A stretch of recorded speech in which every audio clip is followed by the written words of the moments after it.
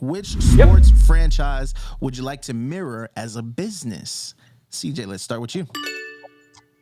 Man, look, I'm going to say the Warriors, all right? If I had to pick a team to be for my business, it'd be the Warriors. But the reason's quite simple, right? One, the obvious is I'm going to retain and keep top talent. But more importantly, the culture that I'm going to create, the money that I'm willing to spend to build that culture, I live by that. I show that every single day in my life. Charged up. Shout out to the U family.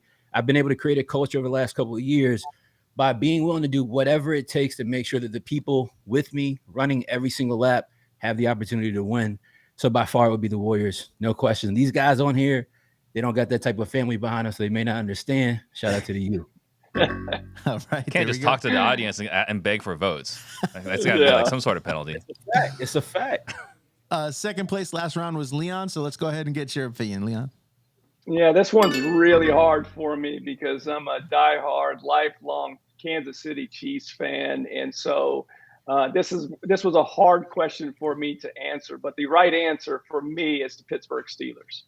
And here's why. In my lifetime, I'm 45 years old. That franchise has had 3 Hall of Fame coaches.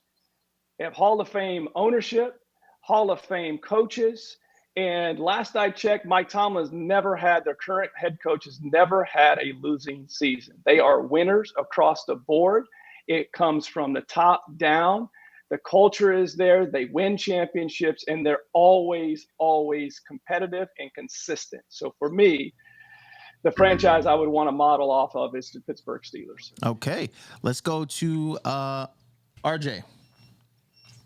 So I'm going to go with the New England Patriots. They're my favorite team on planet And Earth. that's your time.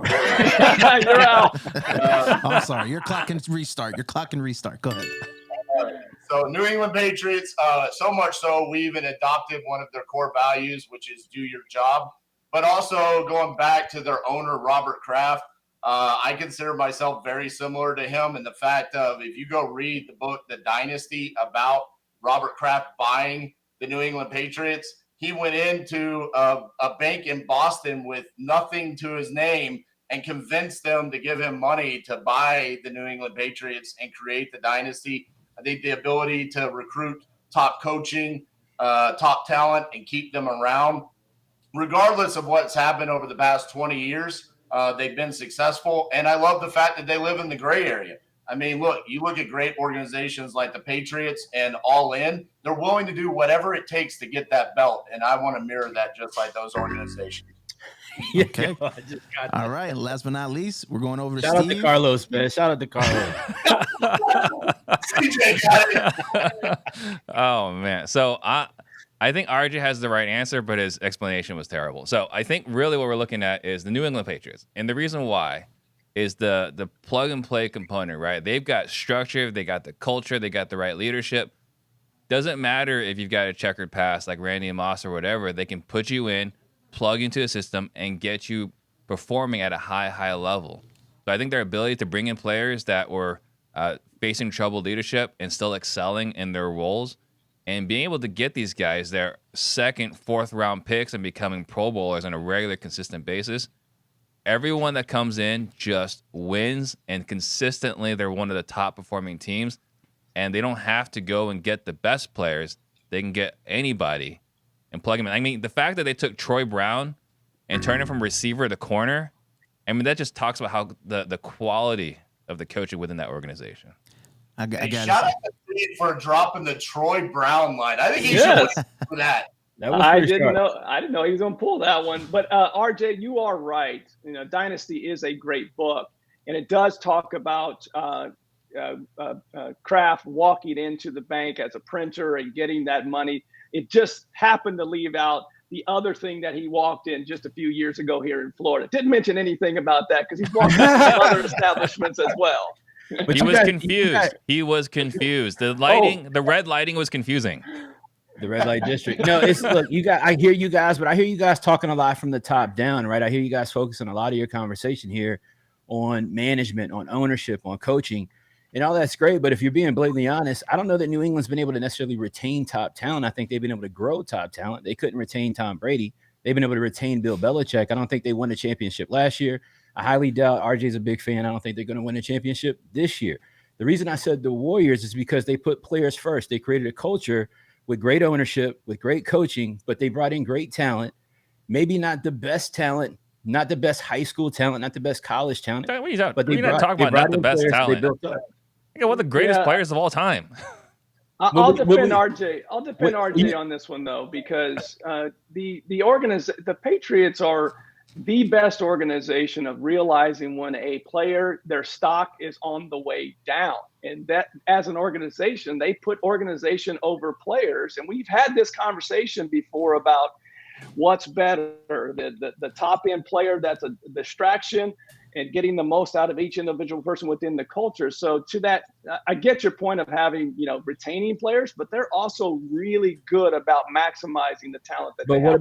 Leon, what about when you can maximize talent, when you can maximize a Jordan Poole, you can maximize a Draymond Green, when you can take a Steph Curry that wasn't a top college player really until his senior year, right until his last year in school. You can take that type of talent, you can grow into Hall of Fame talent. Klay Thompson, RJ Bates didn't know who Klay Thompson was until he got to the Warriors. Let's just keep it real. Everyone knew Steph Curry was going to be great. Everyone knew. The Suns traded for Steph Curry, and the Warriors were negged on it before. Stop. They knew he would be a great shooter. Let's all be honest. I'm a basketball guy. Do we know how many people wrote Steph Curry off when he had bad ankles? A lot. A lot of people did. Thank you.